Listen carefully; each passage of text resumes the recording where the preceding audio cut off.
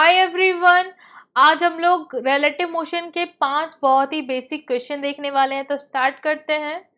यहाँ पे बस है जो कि कांस्टेंट एक्सेलरेशन से ट्रेवल कर रही है। बस में बैठा हुआ है एक बॉय, एक बॉल को आउटसाइड थ्रो करता है।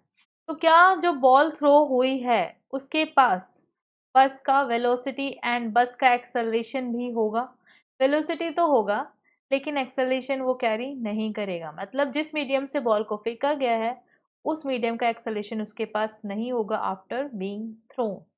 तब द पॉइंट इज, अगर हमने बॉल को इस बस से थ्रो कर दिया, थ्रो करने के बाद उसका एक्सेलरेशन सिंपली क्या हो जाएगा? G downward. किसके रिस्पेक्ट में? With respect to earth, right. Now with respect to bus निकालना है तो हमें पता है ऑलरेडी कि विथ रिस्पेक्ट टू जिसके निकालना हो हम उसके एक्सेलरेशन क्या करते हैं? अपोजिट डायरेक्शन में ऐड कर देते हैं। लाइक हमें बस के रिस्पेक्ट में निकालना है तो यहाँ पे बस का एक्सेलरेशन क्या है? ए। तो हम बस के एक्सेलरेशन को इसमें अपोजिट डायरेक्शन में ऐड कर देंगे। ऐड करने पे ये दोनों परपेंडिकुलर है तो ऐड होके ये क्या हो जाएगा? Under root of g square, right.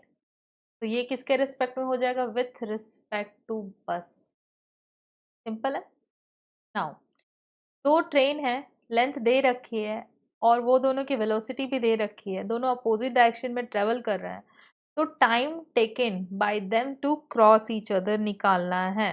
Like ये एक ट्रेन है एंड ये दूसरा ट्रेन है। इसकी लेंथ है 200 मीटर एंड इसकी लेंथ है 800 मीटर, राइट। इसका जो वेलोसिटी है वो कितना है? 60 मीटर पर सेकेंड एंड इसकी वेलोसिटी कितनी है? 40 मीटर पर सेकेंड। अब क्रॉस करने के दौरान ये दोनों एक दूसरे के रिलेटिव कितना डिस्टेंस ट्रेवल करेंगे? 200 plus 800 which is equal to 1000 metre. Cross करने के लिए इन दोनों को एक दूसरे के रिस्पेक्ट में इतना डिस्टेंस ट्रेवल करना पड़ेगा। रेस्पेक्ट समझने के लिए मैंने क्या किया? किसी एक को स्टेशनरी कर दिया, लाइक इस पे ऑब्जर्वर बिठा दिया और इसको रेस्ट पे कर दिया एंड इसकी वेलोसिटी सामने वाले को दे दी अपोजिट डायरेक्शन में। कौन से डायरेक्शन में? जिस डायरेक्शन में ये खुद मूव कर रहा है उसके अपोजिट डायरेक्शन में। अब ये किस वेलोसिटी से आ रहा है इसके रिस्पेक्ट में? 100 मीटर पर सेकेंड, राइट। तो टाइम क्या हो जाएगा? ये डी लिखा हुआ है मैंने, लाइक अब देख पा रहे होंगे ये डी लिखा है, राइट। तो टाइम क्या हो जाएगा? टाइम लिखेंगे total distance with respect to each other divided by velocity with respect to the first one. तो ये क्या हो जाएगा? 10 सेकेंड। सिंपल है। नाउ अब हमें यहाँ क्या बताना है? When will they collide. तो यहाँ पे बस लॉजिक यही है कि रिलेटिव एक्सेलरेशन एक दूसरे के रिस्पेक्ट में क्या होगा। लाइक रिलेटिव एक्सेलरेशन एक दूसरे के रिस्पेक्ट में क्या होगा? ए का एक्सेलरेशन बी के रिस्पेक्ट में। तो द पॉइंट इज ए का एक्सेलरेशन क्या है? जी डाउनवर्ड एंड बी का भी एक्सेलरेशन क्या है? जी डाउनवर्ड। तो क्या रिलेटिव एक्सेलरेशन यहाँ पे जीरो होगा? होगा, राइट। तो सिर्फ हमें वेलोसिटी में ये क्वेश्चन करना है। दैट मीन्स हमें क्या करना है? एक को रेस्ट पे कर देना है। सपोज ए जो है वो रेस्ट पे है।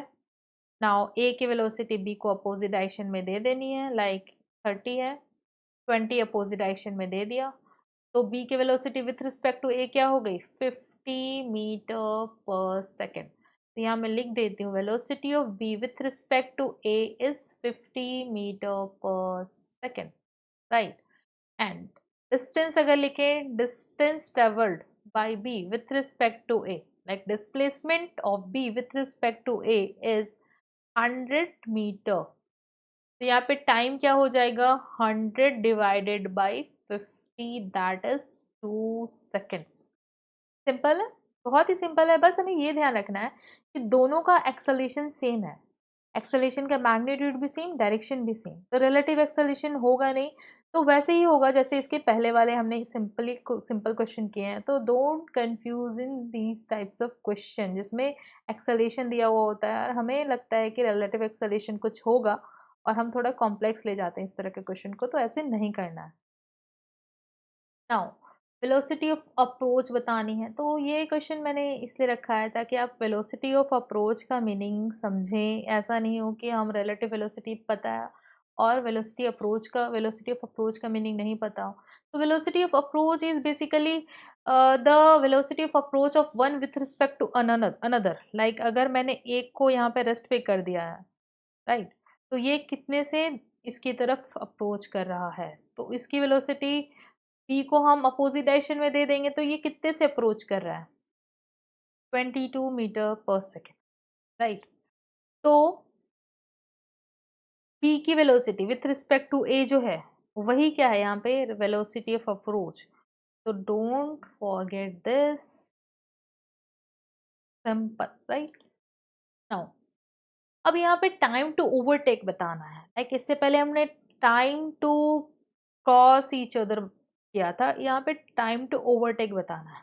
तो अगेन पहले तो ये देख लेते हैं कि एक दूसरे के रिस्पेक्ट में कितना ट्रेवल करना पड़ेगा। लाइक अगर मैंने ये रोड बना दिया एंड ये एक कार है ए, सपोज ए मैंने नाम दे दिया, ये दूसरी कार है बी, तो कितना ट्रेवल करना पड़ेगा अगर ए को बी को ओवरटेक करना है। तो पहले तो ये अपनी लेंथ ट्रेवल करेगा to completely overtake B and B की भी लेंथ को कवर करेगा, तो टोटल लेंथ कितना ट्रेवल करेगा, 5 + 5 = 10 मीटर टोटल ट्रेवल करना पड़ेगा। नाउ अब यहाँ पे इसकी वेलोसिटी कितनी है, 50 मीटर पर सेकेंड एंड इसकी वेलोसिटी कितनी है, 60 मीटर पर सेकेंड, राइट।